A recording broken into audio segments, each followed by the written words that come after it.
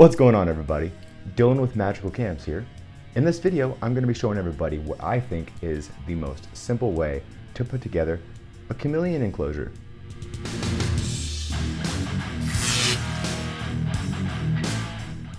A lot of times when I explain to people how to put together chameleon enclosures, it tends to be confusing or I over-explain things. So my intention with this video is to go ahead and clear a lot of that confusion up. Something that I made sure to incorporate, or not incorporate more so, is the use of power tools. So just about anybody can get behind this project and do it without having to go spend money on expensive tools or learning how to use said expensive tools. So one last thing before we get into the video. If you wouldn't mind hitting that subscribe button, it helps out tremendously. Most of this channel's viewers are not subscribed, so please consider subscribing. And if you find this video entertaining, or you learn something from it, or anything else just that's great about this video, then go ahead and hit that like button so that others can find it as well. And without any further ado, let's go ahead and get into the build. In this demonstration, I'm going to show everybody how to furnish a screen enclosure. Reason being is because generally that's the easiest as opposed to something that's hybrid or glass, and also with a lot of beginner keepers, having a screen enclosure eliminates a lot of husbandry issues that might arise. So in addition to whichever screen enclosure you decide to use, you'll also want to use a combination of bendy vines, wooden dowels, and natural branches. If you decide to use just one of these three, then that's okay too.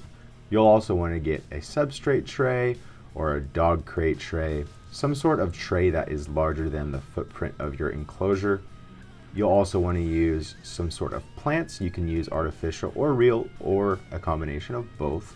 If using live plants, you'll also want to get some empty plastic pots, such as the ones you see here, which are the same size as the ones that the plants are potted in.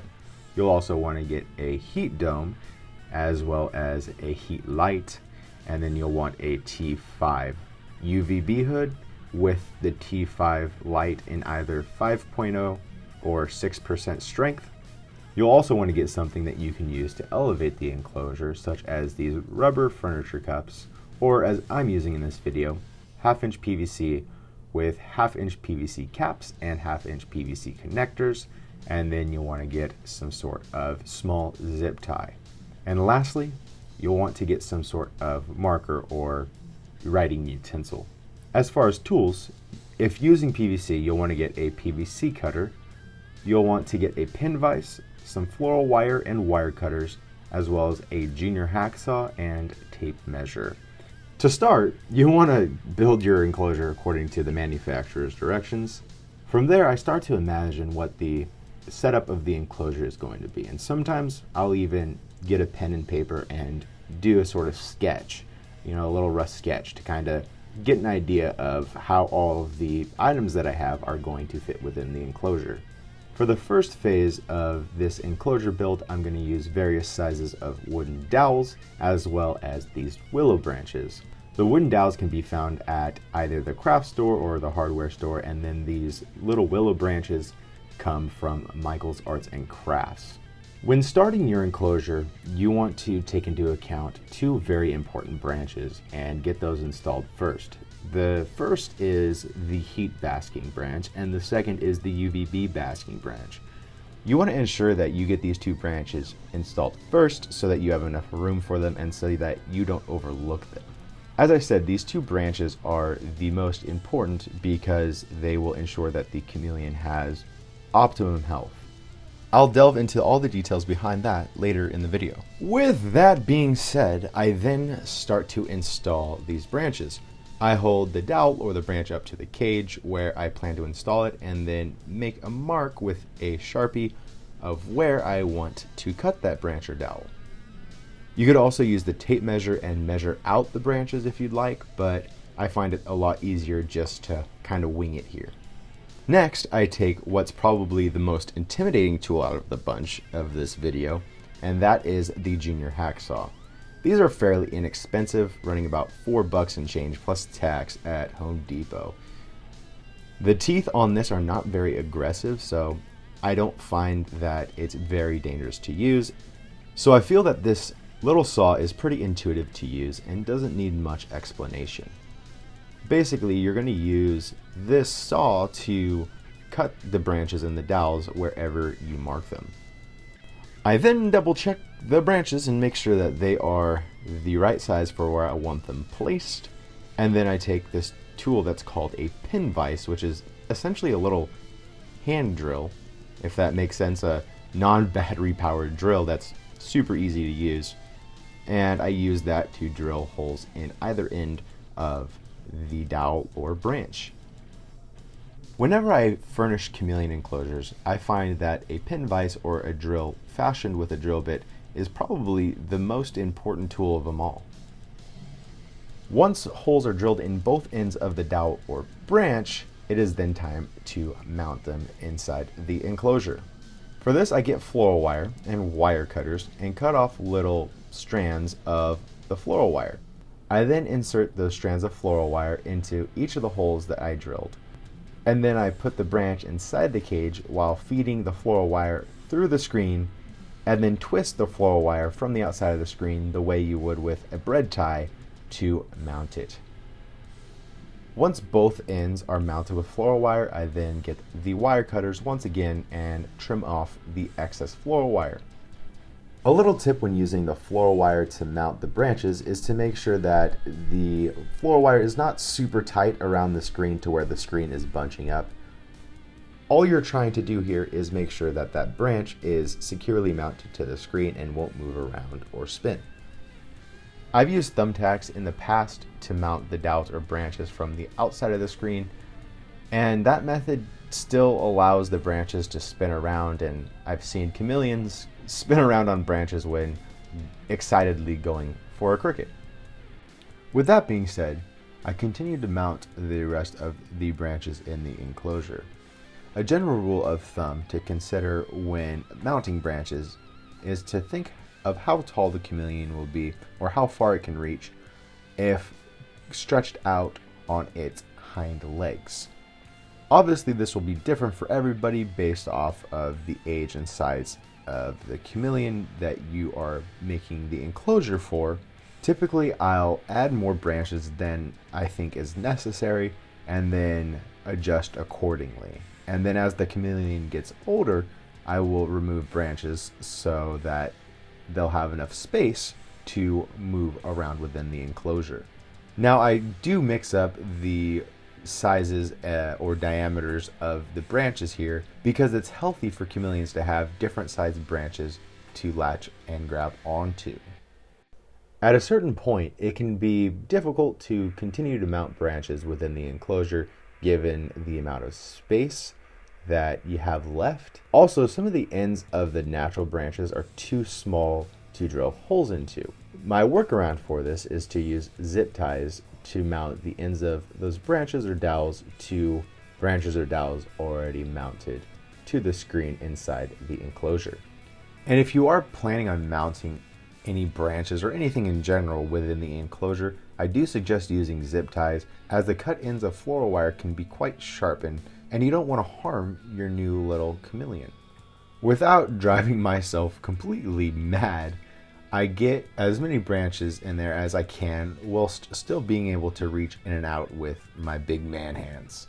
With some of the remaining voids in the enclosure that would just be too frustrating to get branches into, I use bendy vines. And the way I mount these is, again, with the floral wire. I'll bend one end of the bendy vine back and then mount the bent corner with some floral wire to the screen.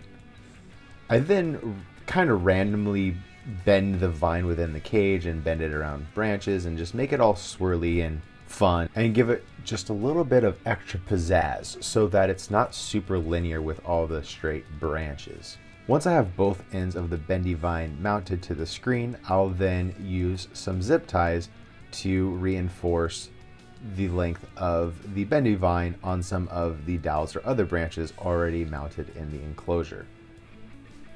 Alrighty, let's do a little rundown of how this enclosure is coming together. So I've broken the enclosure down into 3 sections, as you can see. Section 1 at the top is essentially going to emulate the canopies of the trees in the rainforest. Remember the 2 most important branches I was telling you to install first? You can see them here. The first is the UV basking branch, and I actually did 2 at multiple levels. And since my UVB hood will be sitting on top of the cage, in the front, this is where the chameleon will come up to bask under it. And then the second branch is the heat basking branch, as you can see in the back here. And do notice that that branch is significantly lower than the UVB basking branches, because you want to make sure the chameleon does not burn itself. More on that later though. Generally with section 1, I try to keep it pretty plain so that the plants and other things in the enclosure aren't going to hinder the chameleon from basking under the UV or the heat. Section 2 in the middle is where all the plants are going to be mounted for the most part. By mounting the plants here, it creates a little humidity pocket and some microclimates and so on and so forth, and it generally gives the chameleon a place to hide and get shade. And if using real plants here, by mounting them in section 2, they're not getting close to the lights and won't get burns and other things that plants typically don't like. And lastly, there's section 3 at the bottom. I tend to keep this section pretty plain. I have a few branches down there, like a poop branch, because the chameleons will come down and do their thing down there. It's funny that they're smart enough to realize that, hey, I don't want to hang out in all that junk, you know? So, so I generally keep this pretty plain. That way it's very easy to clean the enclosure. There's nothing sitting on the floor, and I can just pull out the floor to clean it. Sometimes I'll even put a large potted plant on the floor depending on the application. And for some people, placing a large, tall, and dense potted plant on the floor of the enclosure is a lot easier than mounting plants within section 2 of the enclosure. However, I tend to stray away from that method because when cleaning the enclosure, it's a lot easier to pull out the floor and clean it if there's not a heavy potted plant resting on top of it. When putting together enclosures, I try to keep in mind what the cleaning process will look like and try to keep that process as simple as possible. Since I'll be adding plants next, let's go ahead and talk about them. And these tips will be relevant whether or not you're using live plants or artificial plants.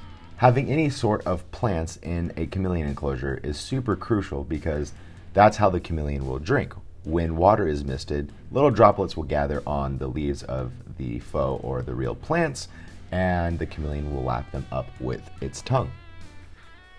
When picking out plants, you want to consider what function they will serve. Vining plants such as pothos and heartleaf philodendron work really well planted near the top portion of the enclosure. What they do is they cascade down and create little coves for the chameleon to hide in and get shade in and thermoregulate properly underneath. They also work really great for the chameleon to ascend and descend very rapidly throughout the enclosure. Taller, upright plants such as Schefflera, Ficus, or Monstera function really well as wall cover, and they work really well planted lower in the enclosure. So take a moment to ponder what areas of the enclosure you want filled with plant life and select your plants accordingly. If you're considering using live plants, you might also be wondering which plants are safe for chameleons. There are a number of chameleon-safe plant lists online. However, a lot of those are based off of what are suitable for cats and dogs, and as you already know, chameleons are not a cat or a dog. So the way I typically do it is to determine whether or not the chameleon is eating the plants. This is very common in veiled chameleons and not so much in panthers. With panther chameleons, I tend to not worry too much about my plant selections unless they do start eating the plants. Obviously, I won't use something like poison ivy or something with thorns on it or sharp edges. In my experience, tropical plants, or as some people call them, houseplants, have been pretty safe. Some plants I suggest are pothos, heartleaf philodendron, spider plant, as well as ficus, Schefflera, Neanthe bella palm, peace lily, and I really like bromeliads and tillandsias as a nice little accent. As far as plants go, it doesn't really matter if you choose to use artificial or live plants or a combination of both.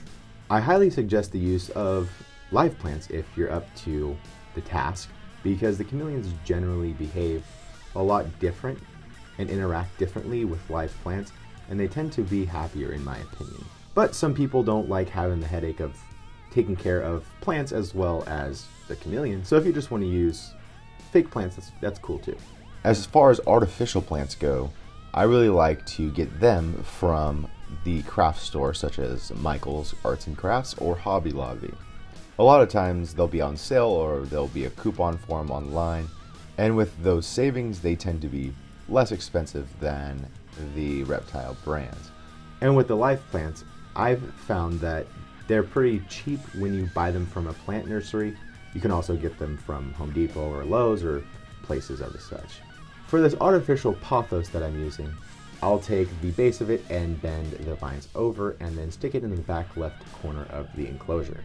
I'll then use some floral wire to mount the base of that plant to the screen of the enclosure. And then I give it a real nice floofing to make it nice and purty. Next I have this artificial ivy-like plant, and I'll mount it the same way. This next part might seem pretty tricky and overly complex, but once you do it once, it just clicks and makes a lot of sense. And that part is mounting the potted plants. Essentially, I get an extra little plastic pot that's the same size as the one that the plant is planted in that I will use as a sleeve. I figure out where I want the plant to go and then mount the sleeve to the branches within the enclosure. The most secure method for making sure that the plant stays in place is by mounting the sleeve in 3 different areas. I usually mount the pot in 2 areas along the side of the pot and then once on the bottom. The area that I designated to mount this plant didn't have branches in the right areas, so I put a few extra in. I'll be mounting the sleeve to a branch in front of it, behind it, and beneath it. Once the branches are in place, I test the sleeve one more time and then use a Sharpie to mark the points at which it makes contact with those branches. I usually make a mark above and below where that branch is, because what I'm going to do is put holes in this little sleeve where a zip tie can go in and out of. I then use the pin vise to make some holes where those Sharpie marks are. As is, the holes are too small for a zip tie to fit through, so I'll use the head of the wire clippers to expand those holes. You could also use something like a pencil or a pen to expand the holes if you feel that using the pointy ends of the wire clippers is unsafe. This comes especially in handy if you're using larger zip ties. And of course, if you're using a drill during this project, you could just use a larger drill bit to drill these holes.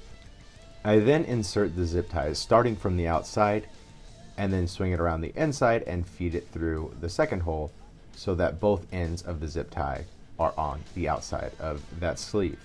I then secure the sleeve to the designated branches using those zip ties. At this point, this sleeve is about 90% ready. You can see here that despite being mounted onto 2 branches, it still sways back and forth a little bit, which I really don't want because I want to make sure that there's no hazards for the chameleon here. So what I'll do is add one more dowel or branch underneath to secure the bottom of the pot to. Once that's in place, I'll use some zip ties and utilize the holes in the bottom of that sleeve to mount it to that branch or dowel. If you need to, you could always attach 2 zip ties together as I'm doing here to make that zip tie long enough to where you can maneuver it around and secure it properly. And once that sleeve was secured in 3 places, I will then put this arrow plant into it. The reason I choose to mount the plants this way, as opposed to mounting the pot that the plant is directly planted in to the branches, is because if I ever need to remove the plant or replace it or clean it, it's as easy as just pulling out and then putting back in. And it just takes a few seconds to do so. Another element to take into consideration when using live plants is to not place them directly under the heat lamps. They tend to not like it very much and wilt pretty easily. And as you can see here, underneath where I'll have the heat light sitting, there is a little tunnel with no plants underneath it. I don't blame you if you're questioning the integrity of the screen and its ability to hold these potted plants up.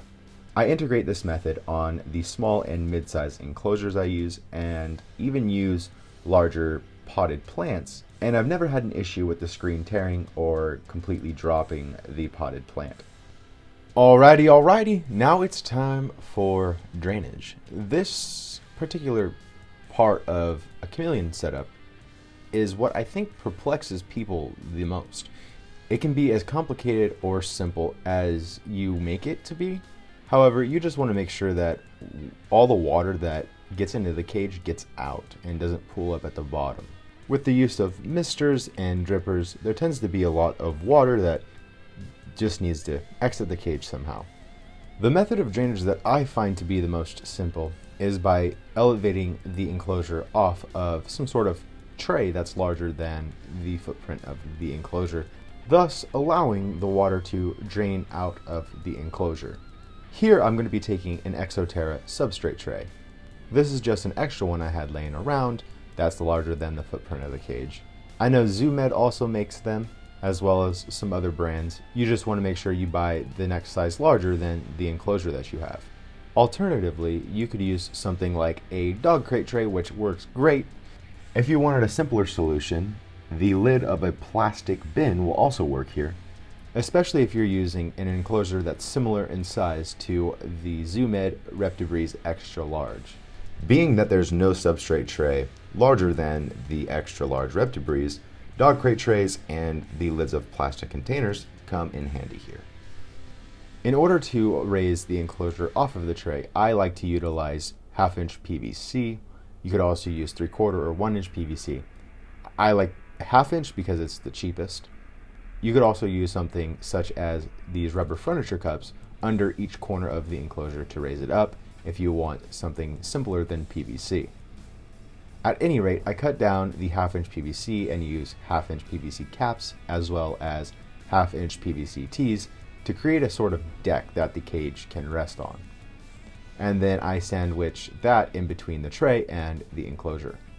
From there, I'll take my pin vise and put a bunch of little tiny holes in the floor of the enclosure. You don't need a whole lot here, but the more holes you have, the quicker the enclosure will drain. If you're looking for any other ideas on drainage, I would suggest watching those videos that I previously showed the thumbnail for on the channel. Knowing how frustrating drainage can be for certain folks, I ended up creating a wooden drainage tray. If this sort of drainage tray is something that interests you, go ahead and leave a comment or message me on Instagram or Facebook and let me know and I can get one built for you. Now let's talk about lighting. The two types of lights you need are a UVB light and a heat light. The type of UVB light that is objectively the best and most suitable for chameleons is T5 lights. T5 is essentially the size of the bulb. There's also T8s and compact fluorescent lights, which are little compact, oftentimes spiral-shaped bulbs. The reason people use T5 lights over T8s or CFLs is because they emit UVB radiation the most efficiently of the three. By using T5 lights, you're really giving the chameleon a huge UV gradient to work with, as opposed to something that doesn't emit UV very efficiently and only gives a couple inch gradient for the chameleon to use. The two T5 lights that I recommend are the ZooMed ReptiSun T5HO or high output in the 5.0 strength, as well as the Arcadia T5 in 6% strength. And then you'll need some sort of hood that will power that UVB light. ZooMed makes their hood, which is the ReptiSun hood, and that oftentimes comes with their own light. Also, Arcadia has their T5 hood, which is known as the Pro T5, and I believe that comes with the bulb as well. The length of the hood and the light really doesn't matter all too much. I typically like to go for a length that correlates with the width of the cage. For the heat, you'll want to get a heat dome as well as a heat light. It's really important to provide heat for reptiles. Being that they're cold-blooded, they need the heat to warm up and move their muscles. Heat also aids in metabolism and the digestion of food, as well as promotes a healthy immune system, as well as other health-related elements. There are tons of different heat domes. I would just make sure that whatever one you get can power whatever bulb that you choose. The smaller 5.5-inch deep domes power the bulbs that we generally use for chameleons, and you won't really need to go any bigger than that. The bulbs that I recommend are the ZooMed Day Bulb, as well as the ZooMed Repti-Basking Spot Lamp. You could also use an incandescent house bulb, but I really don't recommend those because a lot of times people get them confused with LED bulbs, which don't put out any heat, so just try to stick to the two that I had previously mentioned. As far as wattage goes, wattage really depends on the age and size of your chameleon. Generally speaking, you'll probably want to get a 50 watt or a 75 watt, but nothing higher than that. Next, I'll go ahead and place both my UV hood and the heat dome. I like to put the UV hood on the front of the enclosure since it tends to make the cage look more illuminated to the viewer, but there's nothing wrong with putting it in the back. And then I put the heat dome in one of the back corners in order to achieve the most effective heat gradient. Now I have to test the basking spot, and I do that with a temperature gun. I take into consideration the distance between the top or the spine of the chameleon and the heat bulb. Depending on the readings you're getting with the temperature gun, you may need to adjust the basking branch higher or lower, and it's easy enough to do that by demounting and remounting with the floral wire. Here's a quick little breakdown of the basking spot temperatures and the ambient temperatures that I typically recommend. As far as basking temperatures go, for a 3 to 4 month old chameleon, I suggest an 80 to an 82 degree basking spot. 4 to 6 month old chameleons, I suggest 82 to 84 degree basking spot. And then for a 6 to 9 month old chameleon, I suggest a basking spot that's about 84 to 85 degrees. For chameleons 9 months and older, your basking spot will differ based on whether or not you have a male or a female chameleon. For females older than 9 months, I suggest a low to mid 80s basking spot. The higher you go with a female's basking spot, the more prone she'll be to producing eggs, even if she's not been in the presence of a male. Female chameleons can lay infertile clutches, which is not super scary to deal with, but a lot of people want to avoid that. So if you can keep that temperature low, then I highly suggest it. And then for male chameleons over 9 months, I suggest a basking spot from 85 degrees to 90 degrees. If you decide to go with my suggestion on the temperatures here, then try to shoot for the temperatures within a couple degrees, because I know it can be hard to get those exactly right. You just want to make sure to take into consideration that, a 3 to 4 month old chameleon will not do well under a 90 degree basking spot. So you just want to make sure that you don't overwhelm your chameleon with too much heat. This is especially important for the younger chameleons that like to screen walk and climb on the ceiling of the enclosure, because they'll get their bellies right under where that heat dome is resting on the screen. And if that's at 90 degrees, then bad things could potentially happen. Some of the heat domes come with dimmers on them, which allow you to spin this little dial and control the amount of heat that the bulb is outputting. And that really helps when honing in on a certain temperature. You can also buy what's called a tabletop dimmer, which is oftentimes used for lamps, and you can actually use that for the heat dome to hone in on the temperatures that you're trying to achieve. And then as far as ambient temperature goes, which is the temperature of the enclosure not directly affected by the basking spot, you want to shoot for 70 degrees to 75 degrees. Your ambient temperatures at night should be about 60 degrees if you can achieve that. I even suggest going as low as 50.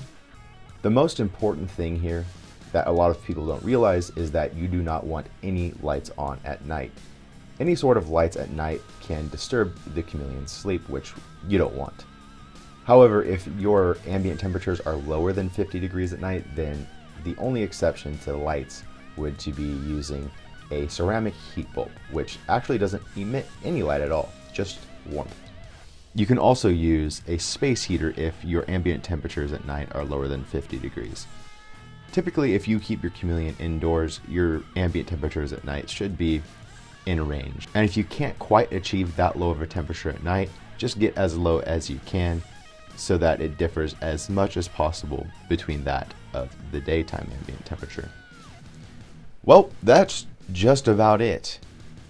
You can see in the footage how the lights are working in correlation with the UV basking branch and the heat basking branch, and then how there's lots of dense foliage for the chameleons to hide in and drink off of, and so on and so forth. But I left one thing out, a little surprise, if you will, for the end of the video. Yay! And what is that, you might be asking? I'm actually going to be using this enclosure for some adorable little chameleon neonates. So I made some modification to the lighting and some other things off camera that makes this suitable for neonates. And I'm not going to go over those modifications in this video because most people won't be taking care of little panther chameleon neonates. If you've thoroughly watched any of my other videos, you may know that I had some smoke and acacia babies that I projected would be hatching during the summer, and those actually hatched. I feel like I'd be remiss if I didn't add that the only time that I keep chameleons together is in the first month or two from their inception. Once they start maturing, they do get territorial and aggressive with each other, and I'll move them to their own enclosures before it gets out of hand like that. I'll also add that if you're looking for a life-changing or unique experience, then keeping a chameleon is that.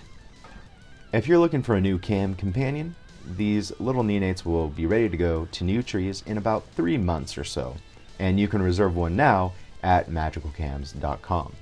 That's pretty much it. If there's any methods that you like using on your chameleon enclosure builds that I did not go over in this video, then go ahead and leave those in the comments below. That way other people can find them and use them for their enclosure builds as well. If you have any questions, then you can also leave those in the comments below. If you have any other questions that you don't feel comfortable leaving in the comments below, or just any chameleon questions in general, then you can reach out to me, Dylan, on Facebook. That's facebook.com/magicalchams. You can reach out via Instagram, that's @magicalchams. And you can also shoot an email to me at magicalchams@gmail.com. And if you need additional cam content to get your cam fix, then drop by magicalchams.com and enjoy some of the content there. If you found this video helpful or entertaining, then go ahead and hit that subscribe button and be sure to like the video so other people can find it too. Anyway, thanks for watching and good luck on your enclosure builds.